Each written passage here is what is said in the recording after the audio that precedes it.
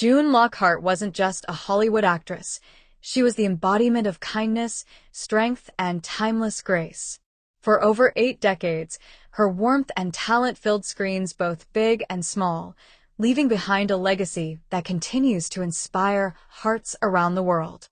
Today, as we bid farewell to this beloved icon at the age of 100, we celebrate a remarkable journey, one that began in the golden age of cinema and stretched into the modern age of streaming.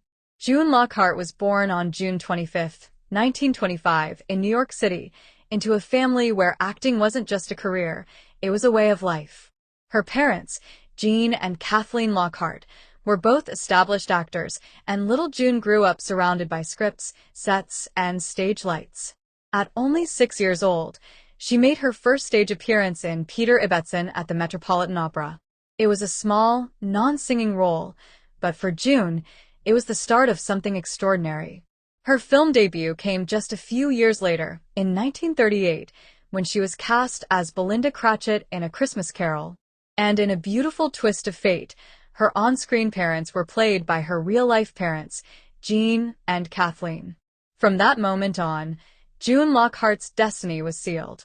Hollywood had found a bright new star, though no one could have predicted how far her light would shine. Through the 1940s, June appeared in a series of notable films, Sergeant York, The White Cliffs of Dover, and Meet Me in St. Louis. She often played the girl next door, kind, elegant, quietly strong. But behind the sweetness was an actress eager to do more, to be seen not just for her beauty, but for her depth. Her role in Son of Lassie, 1945, would prove to be more meaningful than she ever imagined. Though it seemed like just another studio film at the time, her gentle connection with the heroic collie would one day come full circle in ways she couldn't yet know. By 1947, June was feeling restless. Hollywood's golden gates weren't opening as widely as she hoped. So she returned to her theatrical roots, and on Broadway, she truly shined. Her performance in For Love or Money earned her a Tony Award for Best Newcomer. It was a turning point, proof that June Lockhart wasn't just another pretty face in the crowd. She was a real, talented performer who could command the stage and the screen alike. Then came television, and June Lockhart found her forever home. In 1958, she joined the cast of Lassie, taking over the role of Ruth Martin, the gentle, loving mother of young Timmy Martin. For 6 unforgettable years, June was America's mom. Her kindness, her calm, her unwavering patience made her character, and the show itself, a comforting presence in millions of homes. She once described Lassie with a smile, a fairy tale about people on a farm in which the dog solves all the problems in 22 minutes, in time for the last commercial. And though she joked about it, Lassie became one of the most beloved shows in television history. But June Lockhart wasn't done creating magic.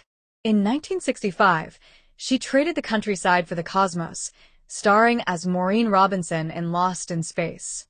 It was a bold, colorful, and slightly campy sci-fi adventure, a show that captured the imaginations of young viewers everywhere. And at its heart stood June, calm, intelligent, and nurturing even amid alien worlds and cosmic chaos. She brought maternal strength to the stars, and for children growing up in the 60s, she became a symbol of safety in the unknown. June once said that she loved learning how Lost in Space had inspired future NASA astronauts. Her presence at launches and space events in later years proved how deeply she touched the dreamers of her generation. And even decades later, when Netflix revived Lost in Space, June's voice returned one last time, as the voice of Alpha Control in a 2021 episode. A fitting farewell from a woman who had helped launch imagination itself into orbit. From Petticoat Junction to Gunsmoke, Wagon Train, and General Hospital, June Lockhart's television journey spanned nearly every genre imaginable. Westerns, comedies, dramas, she did it all, gracefully and consistently. Her career was a mosaic of characters, mothers, doctors, dreamers, and even witches, like in the fantasy film Troll, 1986, where she starred alongside her own daughter, Anne Lockhart. For June, acting was never about fame. It was about storytelling and the people she met along the way. Beyond the spotlight, June lived a life grounded in compassion. She was a dedicated volunteer and spokesperson for NASA, earning the Exceptional Public Achievement Medal in 2013.